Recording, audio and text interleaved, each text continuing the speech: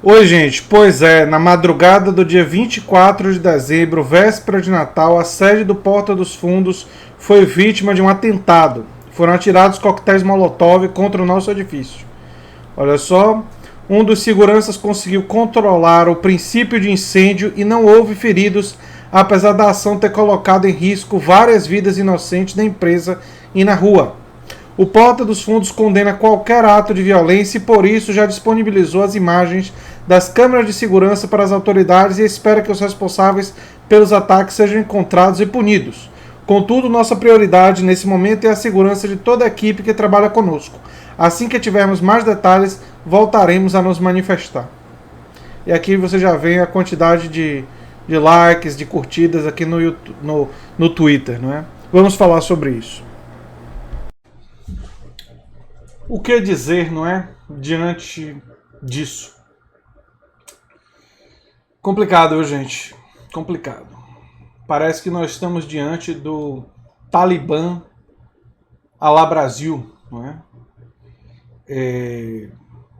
Aconteceram os ataques, vocês lembram, os ataques de inspiração muçulmana, do extremismo muçulmano contra cartunistas na Dinamarca. Tivemos o Charlie Hebdo na França. E agora nós temos o atentado ao Porta dos Fundos aqui no Brasil. Vamos falar sobre isso no vídeo de hoje.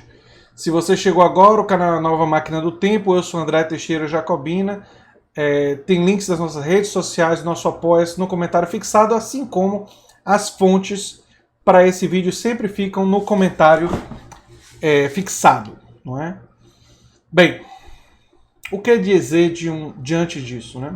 Eu acho que a primeira coisa, a coisa assim mais óbvia que salta aos olhos diante disso, não é? A coisa mais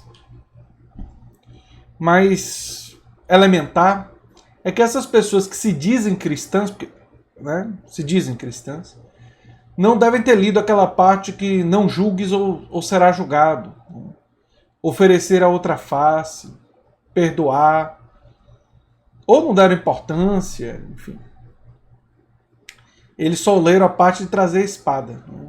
Então, é muito lamentável perceber que as partes mais bonitas, as partes que o cristianismo tem em comum com o budismo, que tem em comum com o janismo, que são, enfim, perspectivas filosóficas belas, perspectivas filosóficas que devem ser trabalhadas e que poderiam inspirar pessoas de todas as religiões e mesmo aqueles sem religião, que são perspectivas elogiáveis, não tocam nem um pouco as pessoas que realizaram esse atentado terrorista. E nós estamos diante de terrorismo. Jogar coquetéis Molotov no Porta dos Fundos na data de hoje foi um ato terrorista. E é altamente preocupante. Estamos caminhando para o fechamento desse ano, né? Eu nem estava pensando em mais fazer vídeo hoje. O meu vídeo anterior, se vocês assistirem o meu vídeo anterior falando da ceia de Natal e dando dicas para as pessoas de como lidar com a diversidade, era justamente um vídeo falando de a gente tentar se entender, a gente tentar dialogar, a gente discutir mais políticas públicas, discutir mais questões, ideias para o Brasil e não motivar a nossa ação com ódios, com violência, com... E parece que eu estava adivinhando, né? Parece que eu estava adivinhando que a coisa ia descambar, que nós teríamos, antes do final do ano, atos de terrorismo, atos de vandalismo, atos criminosos aqui no país. E tem gente dizendo, acreditem, tem gente dizendo, mas toda ação tem uma reação. Se você quer boicotar o Netflix, perfeito, você está dentro da sua liberdade. Se você quer fazer boicote, defender o boicote ao Porta dos Fundos em todas as mídias, você está dentro da sua liberdade. Se você quer fazer um protesto público, levar cartazes contra o Porta dos Fundos, porque você acha que o que eles fizeram foi ofensivo. Você exerce sua liberdade de expressão em dizer que eles não deveriam ter feito isso na sua opinião. Mas uma pessoa ameaçar a vida de pessoas que ela não conhece só porque discorda do jeito como elas retrataram a sua religião e seu líder, mostra um descambar para a barbárie. Né? Não está mais dentro do parâmetro civilizatório, não está mais dentro da possibilidade do diálogo, da civilização, nada disso. E nós estamos falando de um dos piores tipos de crime, o crime motivado pelo ódio. Porque esse é um dos piores, porque ele se espalha, ele tem dentro dele o meme da difusão do ódio, de levar, por causa da raiz do ódio ser conectada a algo que as pessoas têm muita identidade, a levar as pessoas a tolerarem, a aceitarem, parte da população a aceitar um ato que deve ser completamente rechaçado. Eu peço para vocês lembrarem do Charlie Hebdo e dos jornalistas e dos cartunistas e dos humoristas do Charlie Hebdo e tudo o que aconteceu na França naquela época. E o que aconteceu com os cartunistas dinamarqueses, que também teve violência e também tivemos mortes. E vocês refletirem sobre o fato de que nós não podemos cair nesse caminho, né? E que isso precisa ser rechaçado por todas as pessoas que acreditam na democracia, que defendem a liberdade de expressão. Mesmo aqueles que não gostam do que o Porta dos Fundos fez. É absolutamente lamentável que nós estamos vivendo no Brasil não só a ascensão do bolsonarismo, mas que a ascensão de um certo fundamentalismo intolerante, violento, que ignora boa parte dos ensinamentos que eles dizem professar, mas que na verdade é só um instrumento por poder e por machucar e por fazer os outros não dizerem aquilo que eles não querem que seja dito. Em uma democracia, se você achou que aquilo chega ao ponto de um crime, a ofensa que supostamente o Porta dos Fundos fez, você tem um sistema legal para processar eles civilmente. E aí vai para um juiz, vai para um processo e tal. Seria o ato mais extremo, tolerável, que alguém poderia fazer. Mas mesmo esse ato, que é um ato que está dentro da lei, eu tenho divergências. Porque eu acho que eu estaria do lado, sem dúvida nenhuma, no caso do juiz, ou no caso da legislação, e no caso do legislativo, da gente legislar defendendo a liberdade de expressão. E muita gente diz assim, a liberdade de expressão não inclui liberdade de ofender. É lógico que inclui.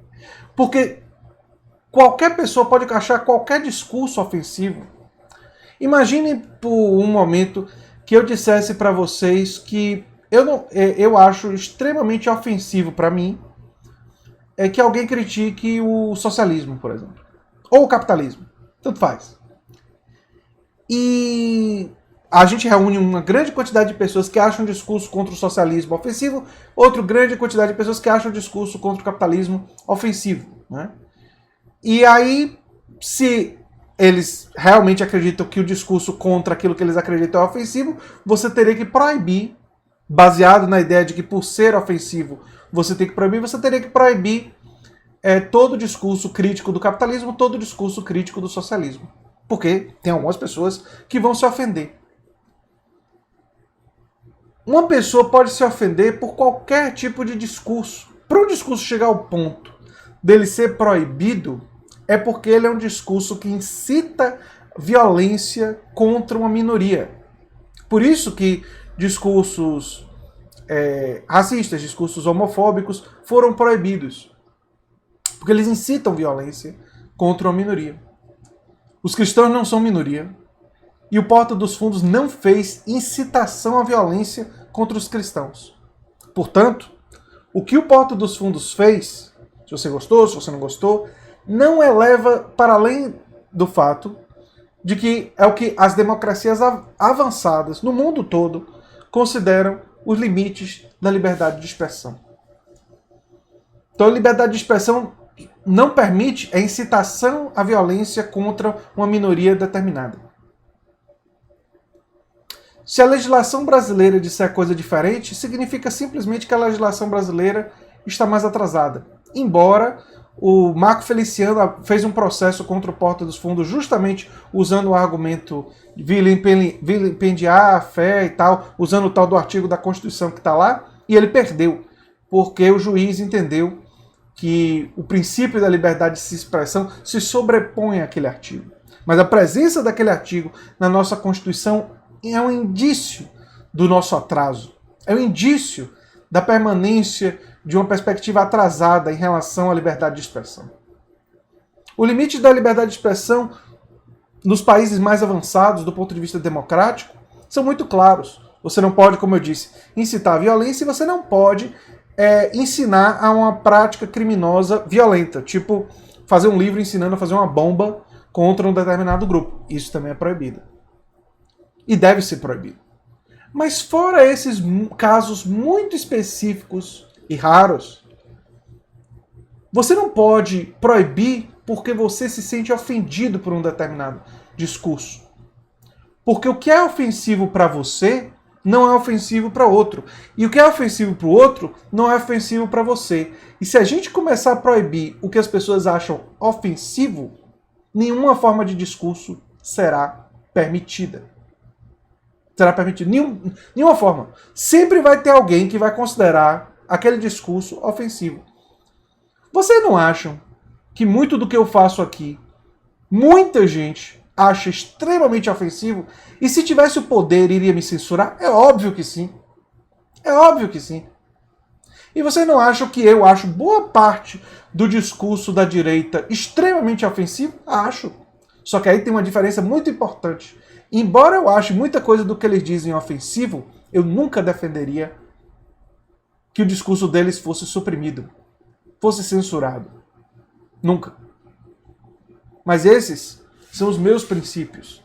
E os princípios de muita gente que acredita na liberdade de expressão e que acredita na democracia.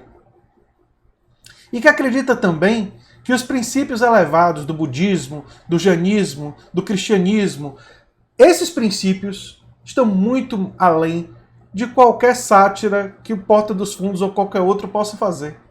E as pessoas acharem que o Porta dos Fundos tem esse poder todo e dar a ele esse poder todo como se a sátira deles fosse tão potente, é ainda mais curioso, né? Eles fizeram uma sátira.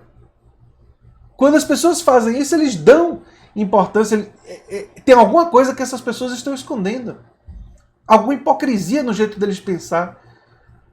Porque se eles realmente acreditassem na força do que eles acreditam, se eles realmente absorvessem aqueles valores, eles jamais fariam um ato covarde, terrorista, pequeno, criminoso como esse. E é isso que eu tenho para dizer sobre esse assunto. Lamento ter que falar sobre isso no dia de hoje, mas é como diria o outro, é dever do ofício. Um abraço e até o próximo vídeo. Se você gosta do que eu faço aqui no canal, se inscreva, dê um like, compartilhe e quem sabe se torne apoiador do canal. Tem links no comentário fixado. Um abração, gente, e até o próximo vídeo. Vamos lutar pela democracia, pela liberdade de expressão, por uma democracia mais profunda. Conto com vocês.